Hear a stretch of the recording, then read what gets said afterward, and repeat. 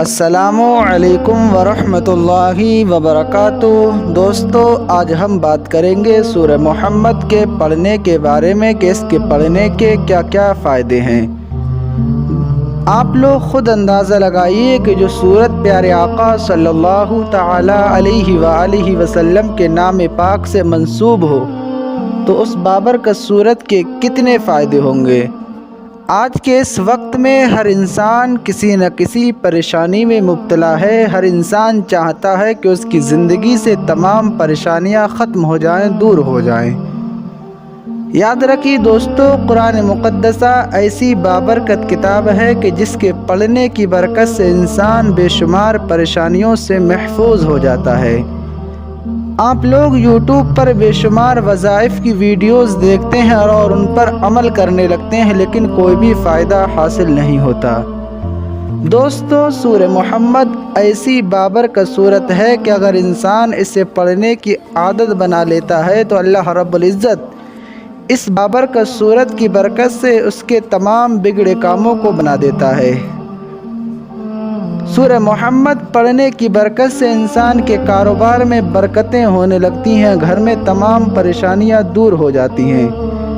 अगर कोई शख्स किसी ऐसी परेशानी में मुब्तला हो जाए जिससे निकलने का कोई हल नज़र नहीं आता हो तो ऐसी सूरत में उस शख्स को चाहिए कि रोज़ाना सूरह मोहम्मद को पढ़ लिया करे। इंशाअल्लाह अज़्ज़ा वजल अल्लाह रब्बुल इज़्ज़त कुरान पाक पढ़ने की बरकत से उसकी तमाम परेशानियों को दूर फरमा देगा।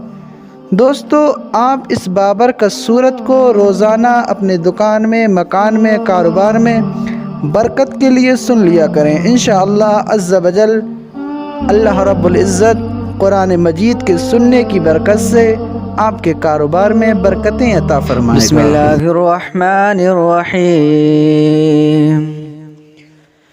अल्लज़ीना कफ़रू वसद्दू अन सबीलिल्लाहि अज़ल्ल अअमालहुम वल्लज़ीना आमनू वअमिलुस्सालिहाति वआमनू बिमा नुज़्ज़िला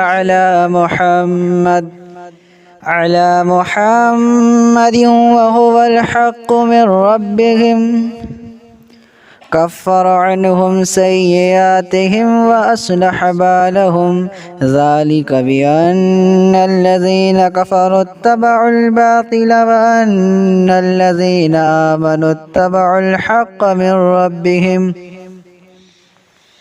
कज़ालिका यज़रिबुल्लाहु लिन्नासि अम्सालहुम फ़इज़ा लक़ीतुमुल्लज़ीना कफ़रू फ़ज़रबर रिक़ाब हत्ता इज़ा अस्ख़न्तुमूहुम फ़शुद्दुल वसाक़ फ़इम्मा मन्नन बअदु व इम्मा फ़िदाअन हत्ता तज़अल हर्बु औज़ारहा ज़ालिका वलौ यशाअुल्लाहु लंतसर मिनहुम वलाकिन लियब्लुव बअदकुम बिबअद वल्लज़ीना क़ुतिलू फ़ी सबीलिल्लाहि फ़लन युज़िल्ल अअमालहुम सयहदीहिम व युस्लिहु बालहुम व युदख़िलुहुमुल जन्नता अर्रफ़हा लहुम।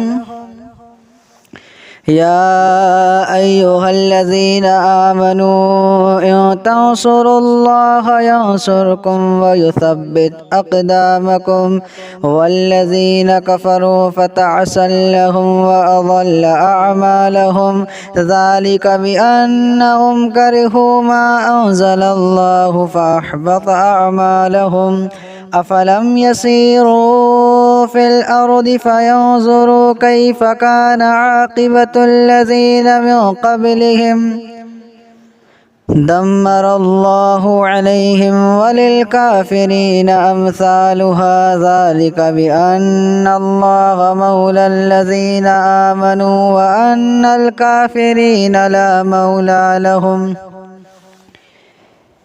इन्नल्लाहा युदख़िलुल्लज़ीना आमनू वअमिलुस्सालिहाति जन्नातिन तजरी मिन तहतिहल अन्हार वल्लज़ीना कफ़रू यतमत्तऊन व यअकुलून कमा तअकुलुल अनआमु वन्नारु मस्वल लहुम وكأي من قرية هي أشد قوة من قريتك التي أخرجتك أهلكناهم فلا ناصر لهم أفمن كان على بينة من ربه كمن زين له سوء عمله واتبعوا أهواءهم مثل الجنة التي وعد المتقون فيها أنهار من ماء غير ياس وأنهار من لبن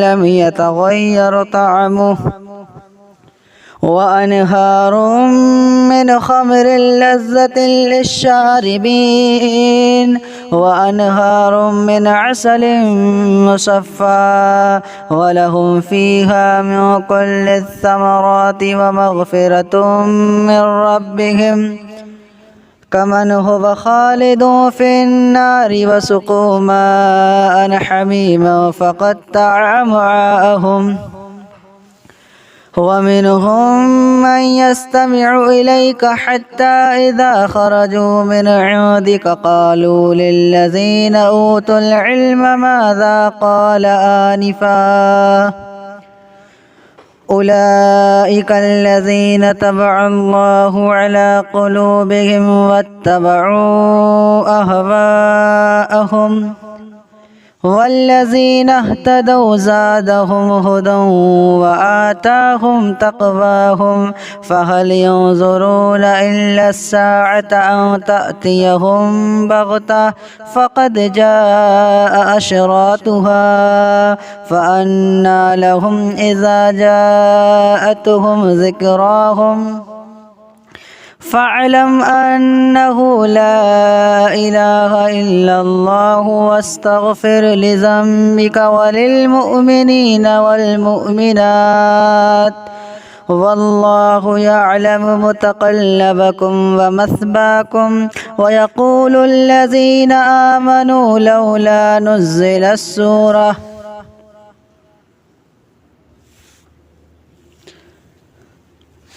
فإذا أنزلت سورة محكمة وذكر فيها القتال رأيت الذين في قلوبهم مرض ينظرون إليك نظر المغشي عليه من الموت فأولى لهم طاعة وقول معروف فإذا عزم الأمر فلو صدقوا الله لكان خيرا لهم فهل عسيتم إن توليتم أن تفسدوا في الأرض وتقطعوا أرحامكم أولئك الذين لعنهم الله فأصمهم وأعمى أبصارهم أفلا يتدبرون القرآن أم على قلوب أقفالها إن الذين ارتدوا على أدبارهم من بعد ما تبين لهم الهدى الشيطان سول لهم وأملى لهم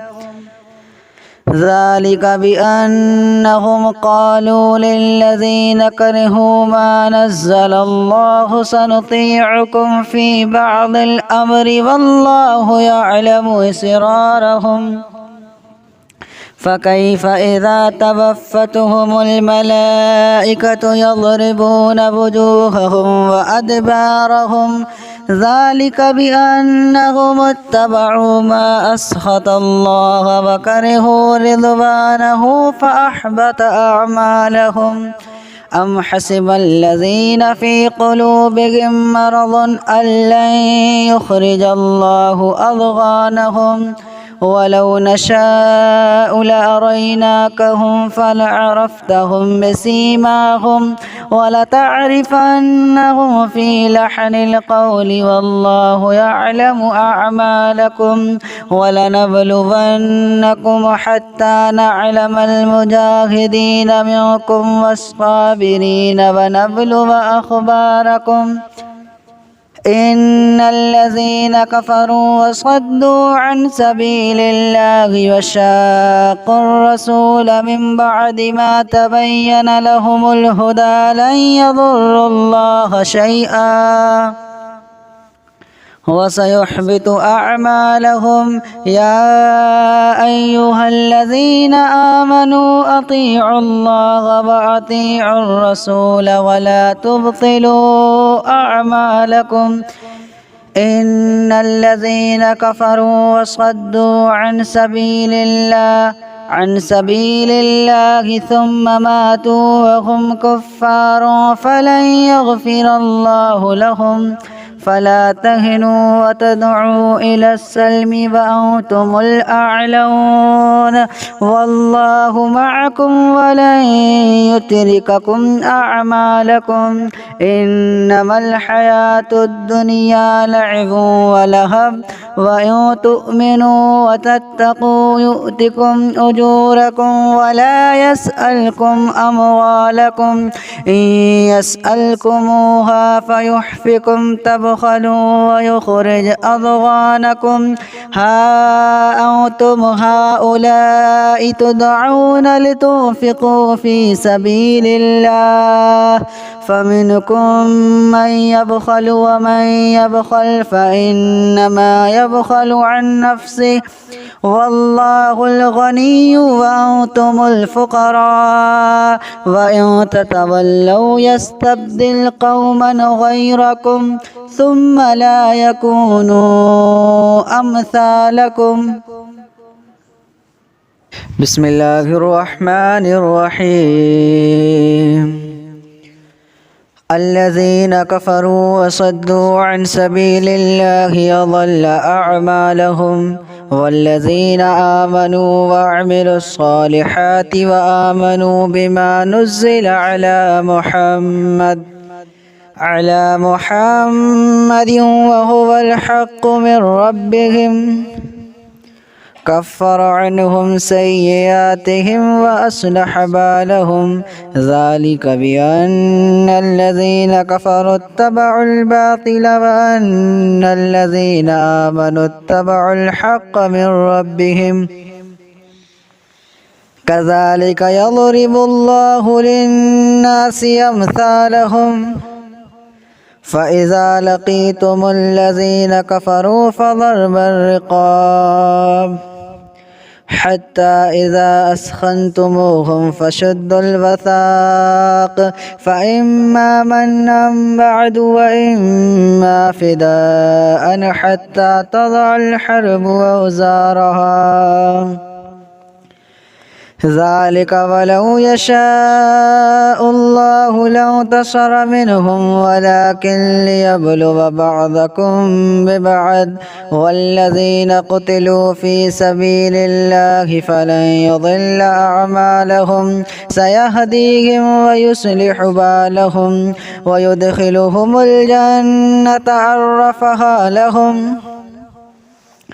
يا أيها الذين آمنوا إن تنصروا الله ينصركم ويثبت أقدامكم.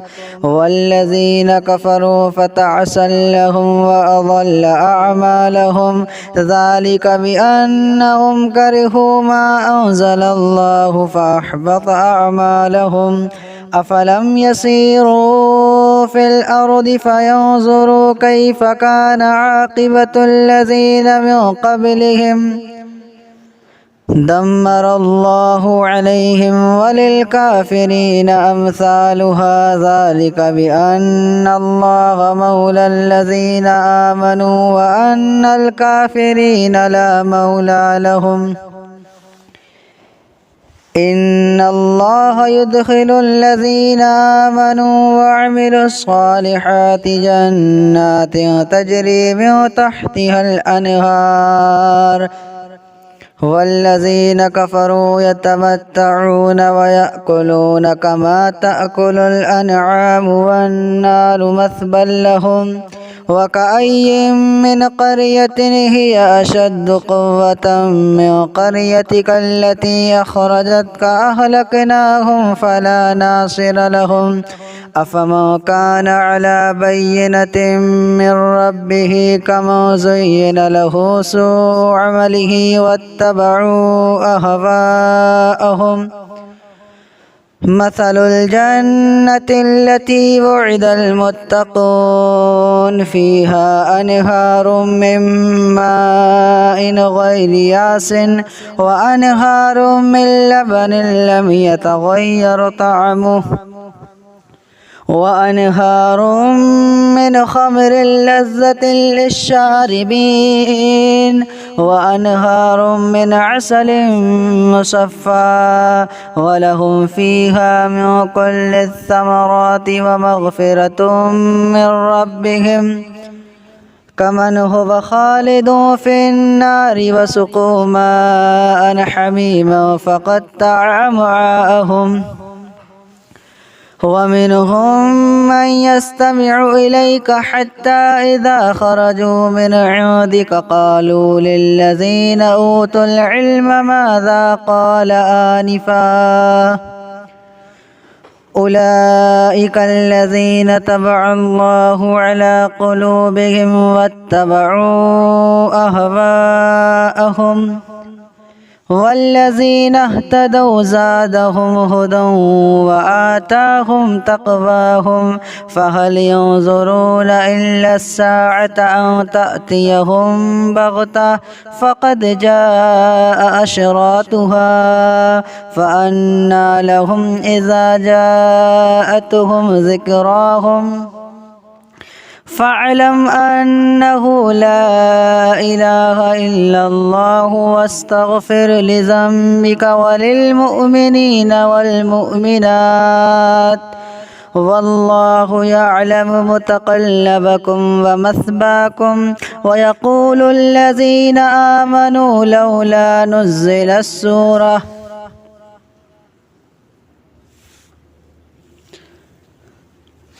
فإذا أنزلت سورة محكمة وذكر فيها القتال رأيت الذين في قلوبهم مرض ينظرون إليك نظر المغشي عليه من الموت فأولى لهم طاعة وقول معروف فإذا عزم الأمر فلو صدقوا الله لكان خيرا لهم فهل عسيتم إن توليتم أن تفسدوا في الأرض وتقطعوا أرحامكم أولئك الذين لعنهم الله فأصمهم وأعمى أبصارهم أفلا يتدبرون القرآن أم على قلوب أقفالها إن الذين ارتدوا على أدبارهم من بعد ما تبين لهم الهدى الشيطان سول لهم وأملى لهم ذلك بأنهم قالوا للذين كرهوا ما نزل الله سنطيعكم في بعض الأمر والله يعلم إسرارهم فكيف إذا توفتهم الملائكة يضربون وجوههم وأدبارهم ذلك بأنهم اتبعوا ما أسخط الله وكرهوا رضوانه فأحبط أعمالهم أم حسب الذين في قلوبهم مرض أن لن يخرج الله أضغانهم ولو نشاء لأريناكهم فلعرفتهم بسيماهم ولتعرفنهم في لحن القول والله يعلم أعمالكم ولنبلونكم حتى نعلم المجاهدين منكم والصابرين ونبلو أخباركم إن الذين كفروا وصدوا عن سبيل الله وشاقوا الرسول من بعد ما تبين لهم الهدى لن يضروا الله شيئا وسيحبط أعمالهم. يا أيها الذين آمنوا أطيعوا الله وأطيعوا الرسول ولا تبطلوا أعمالكم. إن الذين كفروا وصدوا عن سبيل الله ثم ماتوا وهم كفار فلن يغفر الله لهم. فلا تهنوا وتدعوا إلى السلم وأنتم الأعلون والله معكم ولن يترككم أعمالكم. إنما الحياة الدنيا لعب ولهب وإن تؤمنوا وتتقوا يؤتكم أجوركم ولا يسألكم أموالكم. إن يسألكموها فيحفكم تبخلوا ويخرج أضغانكم. ها أنتم هؤلاء تدعون لتنفقوا في سبيل الله فمنكم من يبخل ومن يبخل فإنما يبخل عن نفسه والله الغني وأنتم الفقراء وإن تتولوا يستبدل قوما غيركم ثم لا يكونوا أمثالكم.